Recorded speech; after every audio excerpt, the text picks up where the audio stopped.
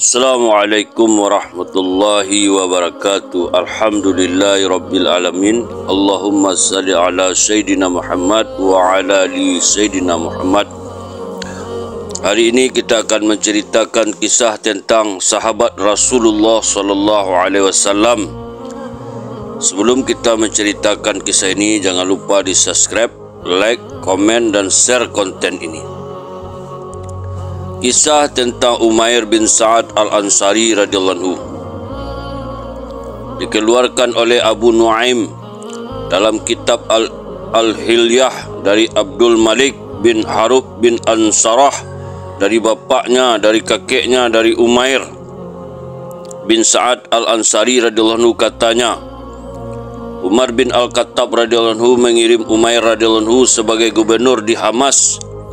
Ia tinggal di sana selama setahun tanpa mengirimkan berita apapun kepada Umar radhiyallahu anhu. Umar radhiyallahu anhu lalu memerintahkan juru tulisnya agar mengirim sepucuk surat kepada Umair radhiyallahu anhu dengan berkata, "Demi Allah, tidaklah aku berpendapat melainkan ia telah mengkhianati kita." Ia menyuruh juru tulisnya supaya menulis seperti berikut, "Apabila sampai padamu suratku ini, maka segeralah engkau pulang dan bawalah bersama denganmu harta rampasan kaum muslimin. Begitu engkau membaca suratku ini."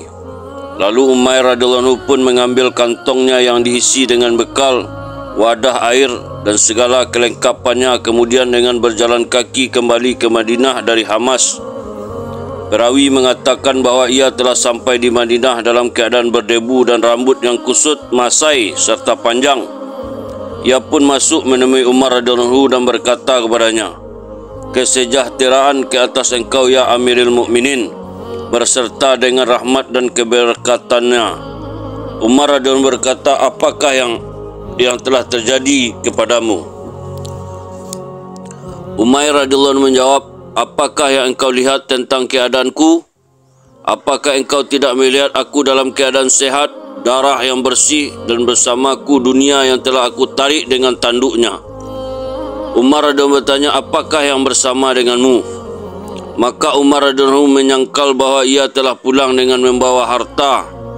Umair radhiyallahu anhu berkata, "Bersama-sama denganku adalah kantong kulitku ini yang aku letakkan di dalamnya segala perbekalanku. Aku menggunakannya juga untuk menyimpan makanan, air untuk membasuh kepalaku, pakaianku dan wadah air dari tanah yang aku gunakan untuk menyimpan air untuk berwuduk, air minum dan sebatang tombak yang aku gunakan sebagai tongkat dan menentang musuhku. Demi Allah, kesemua dunia adalah mengikuti barang-barangku ini." Umar radhiyallahu anhu pun bertanya, "Adakah engkau datang dengan berjalan kaki?" Umair radhiyallahu anhu menjawab, "Ya." Umar radhiyallahu anhu bertanya lagi, Tidak adakah seseorang yang menyediakan hewan tunggangan untukmu?" Umair radhiyallahu anhu menjawab, "Tidak ada orang yang melakukannya dan aku pun tidak menyuruh mereka untuk menyediakannya." Umar radhiyallahu anhu berkata, "Kaum muslimin yang kamu tinggalkan itu tidak baik perilakunya?" Umair radhiyallahu anhu berkata kepada Umar radhiyallahu anhu, "Takutlah kepada Allah ya Umar. Allah telah melarang mengupat dan aku sesungguhnya telah melihat mereka mengerjakan solat subuh."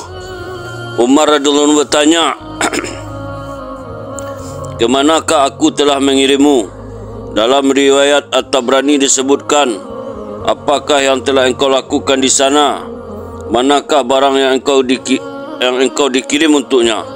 Umar radhiyallahu anhu menjawab, "Apakah yang engkau maksudkan ya Amirul Mukminin?" Umar radhiyallahu anhu pun menjawab, "Maha suci Allah."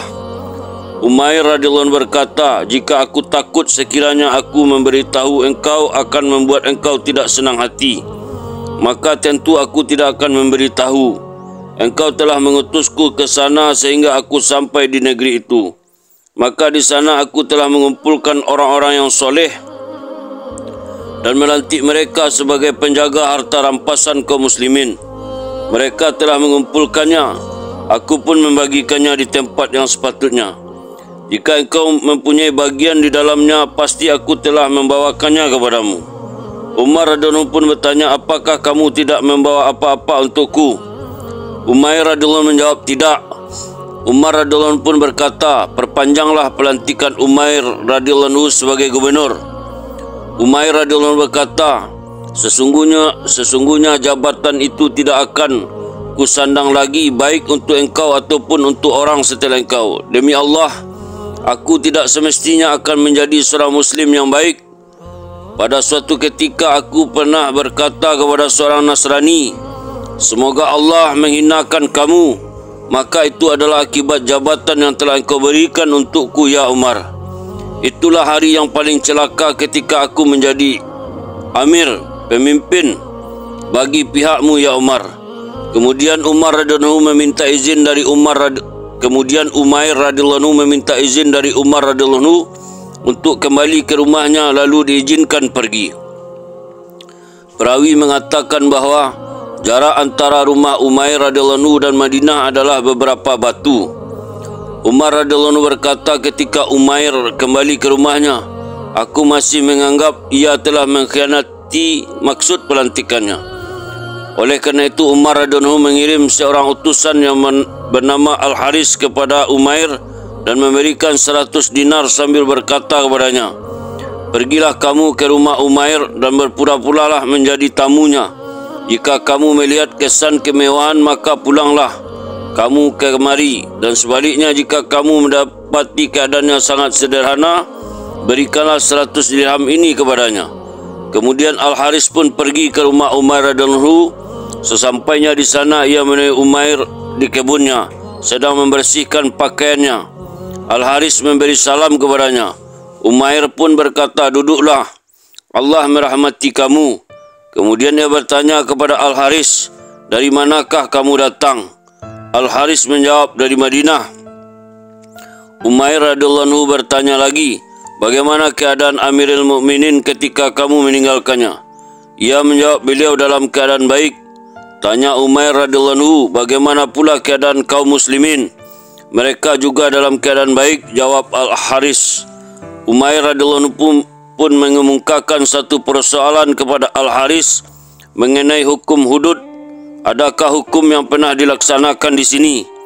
Al-Haris menjawab, ya Amirul Mukminin sendiri telah merotan anaknya hingga menyebabkan kematian anaknya itu.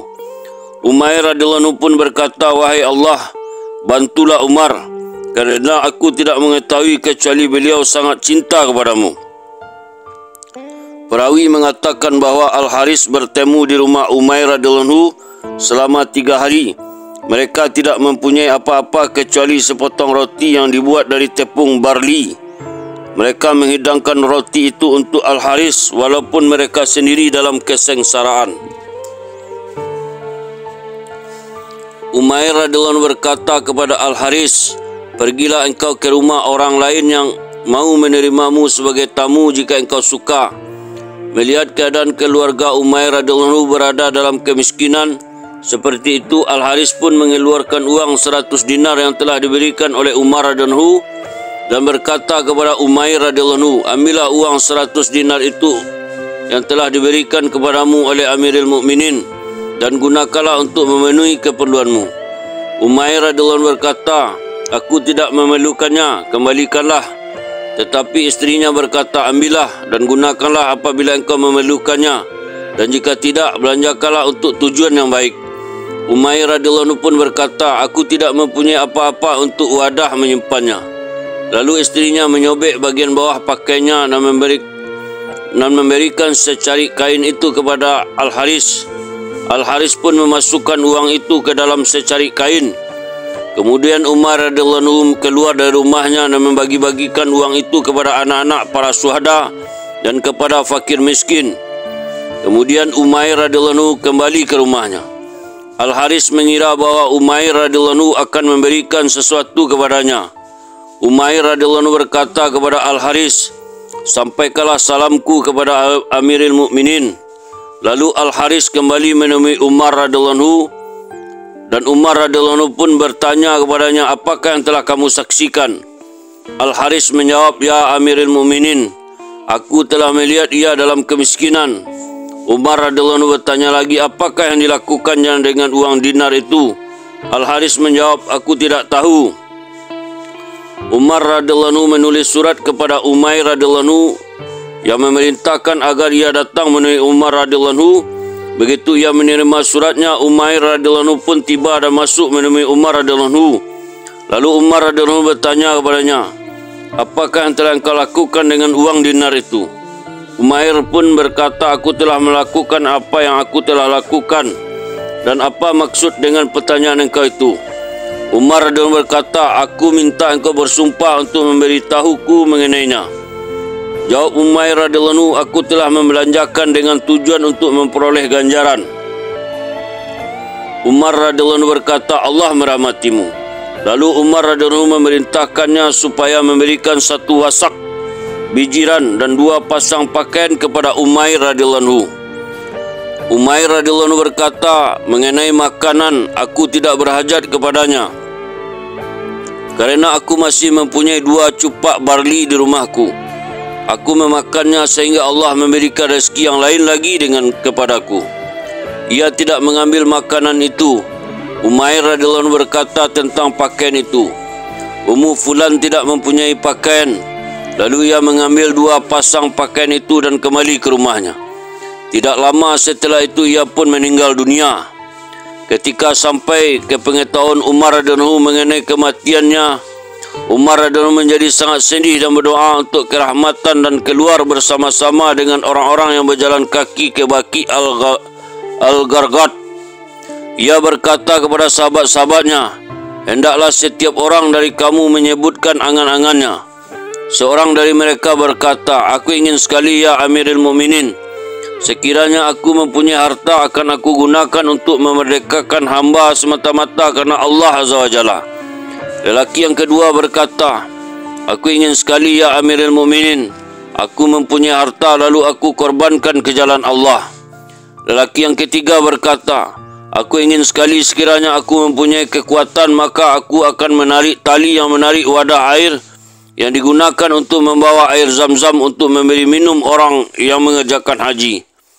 Umar radhiyallahu anhu pun berkata, aku ingin sekali menjadi seorang lelaki seperti Umair bin Sa'ad yang akan ditugasi untuk menjaga hal ihwal kaum muslimin.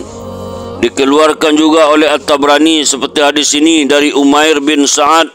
Dikeluarkan juga oleh Ibnu Asakir dari jalur Muhammad bin Mazahim dengan panjang lebar serta maknanya dan tambahannya sebagaimana dalam Al-Kanz. Itulah kisah tentang sahabat Umair bin Sa'ad Al-Ansari radhiyallahu anhu. Semoga menjadi pelajaran berharga bagi kita. Kita tutup dengan doa, subhanallah wa bihamdihi, subhanallah wa bihamdika, asyhadu an la ilaha illa anta, astaghfiruka wa atubu ilaik. Assalamualaikum warahmatullahi wabarakatuh.